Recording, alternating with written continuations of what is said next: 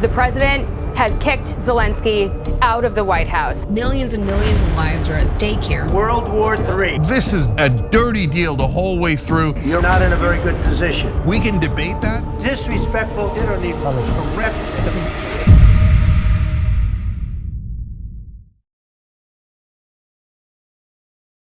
Welcome to Tactical Truths, the go-to series for military news, tactical analysis, and frontline stories that matter. Before we get started, I need your help. 73% of you who watch regularly haven't subscribed yet. If you like what we do, hit that subscribe button. It's free and helps us make this show better for you every single week. I'm Phil Campion, former UK SAS, and this is Tactical Truths.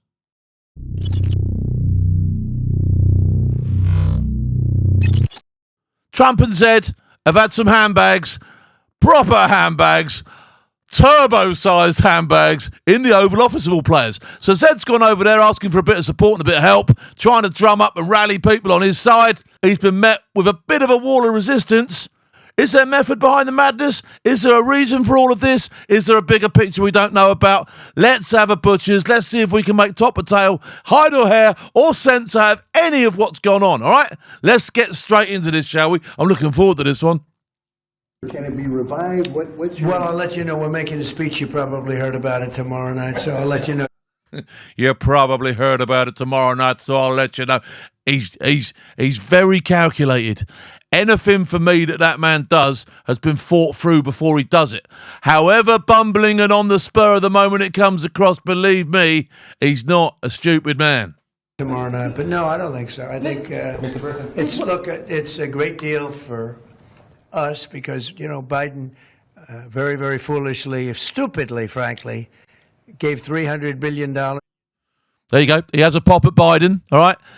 Basically saying, now I'm in the chair, I can sort this out. Biden's made a fist of things. So anything before this date ain't my fault, ain't my problem. It was him. But now I've got a chance to do something about it.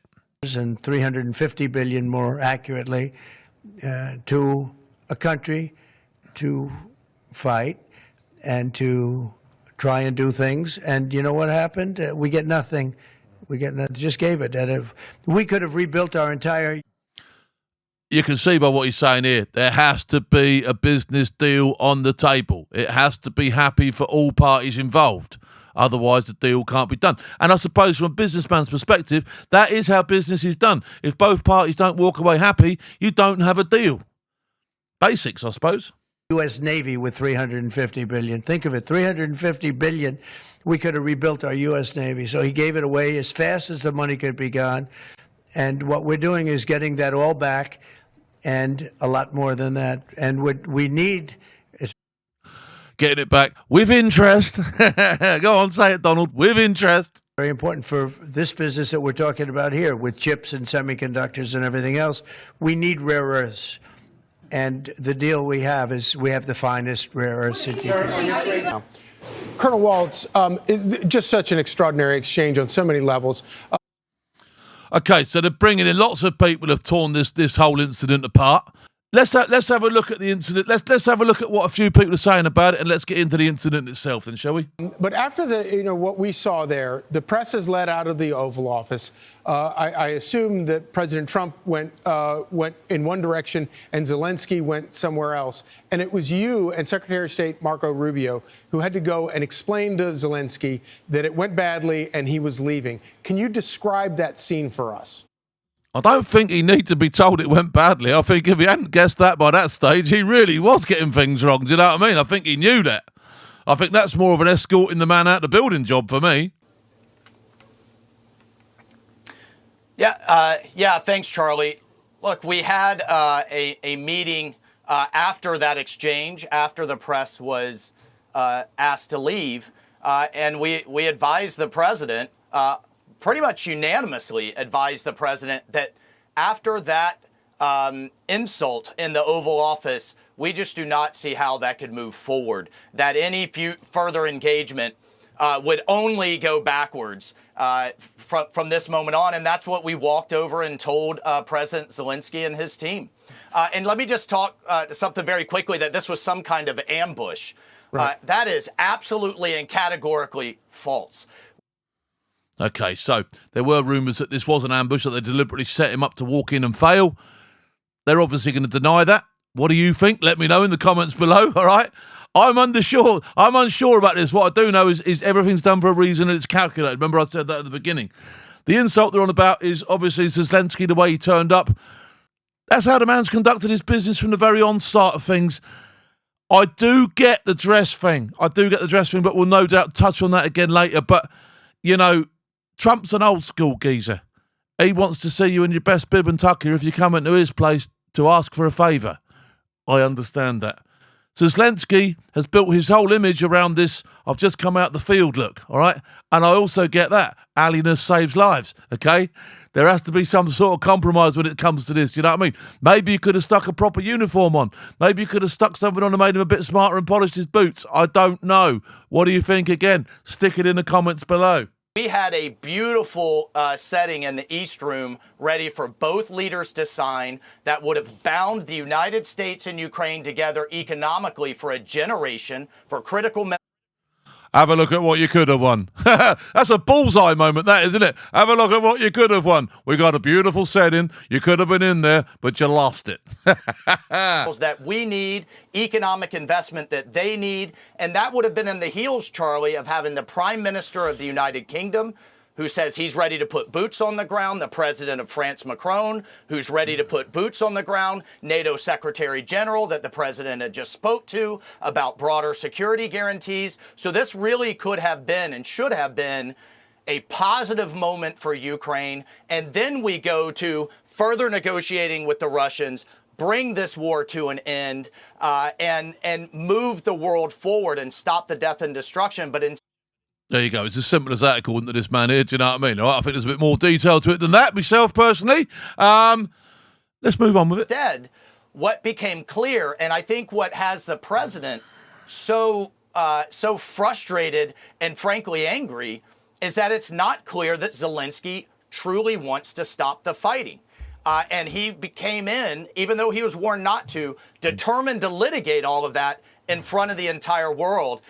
And the vice president said enough is enough. The president said enough is enough. And I got to tell you, this was the wrong approach, wrong time in history, and definitely the wrong president to try to do this kind of thing. This is not Joe Biden. This was Donald J. Trump. Yes, this is a man that is... There were some big egos in that room, wasn't there? All right? Zed's got his ego, Trump's got his, but Trump was surrounded by his pals, his buddies, whatever you want to call them, okay? And so really, for me, that did come across slightly as if there was a bit of sort of like, right, this is us. But then again, you know, as has been pointed out by other people, the man in need, the man's got his hand out, you know, perhaps you should have had a bit more of a humble approach. I don't know. And I think the entire world saw that crystal clear. Truly amazing. The entire world didn't see that crystal clear because there's a very clear divide on how people have seen this. Some people are saying bullying from the American side. Some people are saying that Zelenskyy was in the right, that he had every right to go in there and voice his opinions, dressed however he wanted to. It's caused a massive sort of like, almost I'd say a 50-50 balance of split amongst anyone, whoever you are. Do you know what I mean? Whatever community you come from, you know, some people are agreeing with one side and some people are agreeing with the other side on this. So it's caused a massive divide, I think. You went in and explained to Zelenskyy that he was leaving the White House without lunch or that important signing. Did he look surprised? He didn't even get his lunch. Did he seem to recognize what had happened? No, he didn't. No lunch. Frankly, his team did. His team realised what a disaster it was. You know, he's one of his ministers there, the ambassador to the States, head in hands. Couldn't have gone any worse. Not necessarily head in hands because of his approach, could have been, of the whole thing, could have been from Donald's approach. But definitely, you know, there were people sat in that room who were visibly disturbed by what was going on. His ambassador and his advisor were practically, I mean, they were practically. And don't forget, his ambassador has got to stay there when he's gone. Do you know what I mean? That's like you need to put that record on, don't you? Oh, what an atmosphere. I love a party with a lot of atmosphere. Do you know what I mean? Because that is like, oh, God. In tears, wanting this to move forward. But Zelenskyy was still argumentative. And finally, what I said, look, Mr. President, time is not on your side here. Time is not on your side on the battlefield. Time is not on your side in terms of the world situation. And most importantly, U.S. aid and the taxpayers' tolerance is not unlimited. So, I think he is used to hearing. Actually, I know he is used to hearing that as long as it takes, as much as it takes, blank check, and the United States really doesn't have much of a say, you can determine the outcome of all of this. That's what he heard for years from Biden and his team, and he has not gotten the memo. I think one of the things that's gone on here is you've got completely different governments in place from when it started to what you've got now. Completely different approaches, completely different strategies, completely different ways of doing business. So for somebody from the outside to try and continue in the vein that they were, it's made it very difficult for them. That this is a new sheriff in town, this is a new president, and we are determined to take a new approach towards peace. A truly astonishing obliviousness to the real politics on the ground. Colonel Mike Waltz, thank you so much for joining us. I think he did his country a true disservice. Truly. And who is opposed to peace? Yeah. If you disagree with how we're going to end the war, fine, but you do that behind closed doors, not the way this was done. It was wholly unacceptable. Mike Waltz, thank you so much. I mean, he says that was wholly unacceptable. Myself, personally, I think if they weren't happy, somebody must have seen him walking towards that Oval Office the way he was dressed. That should have been pointed out before. You could have canned that meeting. You could have kicked it down the road for half an hour. You could have had those discussions outside of there. And that's why it came across as a little bit bullish for the fact that they just stood up. And when they started ripping into him, it was for the way he was dressed and not for what he brought to the table. So for me, that was wrong. So the whole time he's like, yeah, Russia, Ukraine, you can't win. And the big blow up at the Oval Office. He's like, you're not winning. Without us, you don't have no chance. And then JD Vance is talking about how they were retreating from the front lines and they didn't have enough Ukrainian soldiers anymore for the front lines. All you did was hurt our chances of getting at peace. So now, look, we know, dude, you want the minerals for Elon. We got it. Right, so this is another. Let's have a look at what this geezer's got to say, because he's obviously pro for the other side. You've listened to what the general or whatever he was has had to say. Now let's listen to what I can't even say his name. Genk Uyghur has got to say. They have a lot of lithium. We got it. We got it. Okay, so he's basically going down the line of Trump needs this, Trump wants that, his best friend's Musk, we could give it to him, and that's the basis of this whole deal. So all you want is, oh, my donors, we got to get paid. We're not going to get the minerals. We're not going to get it. He's quite excitable, this bloke, isn't he? Tesla and other companies are going to get the minerals, okay? So it's not Zelenskyy torpedoing peace. It's Trump torpedoing peace. Here we go. This is where it becomes mega handbaggish for me, okay? I think they've both torpedoed peace in one respect, but maybe if there's a bigger picture, maybe they've both accelerated peace, because what they might have done is brought more people to the table to talk about it, to actually try and resolve this thing. It could have gone that way, couldn't it? I don't know. Again, let me know what you think in the comments below. Because he wants to get him and Elon. I'm not having it for 1 second that neither of them want peace. I think they both want peace. I think everybody deserves peace over there. Enough life has been shed already. I think, truthfully, Putin wants peace at all. Get their grubby fingers on those minerals, most importantly, lithium, in Ukraine. They've totally torpedoed peace, and I'm sick of it. I'm disgusted by it. Now we're gonna have to probably, ironically, spend more money on Ukraine, not less. Now, see, he says, oh, we're pulling out. Okay. He's very negative, this fella. I'm going to say he's extremely negative.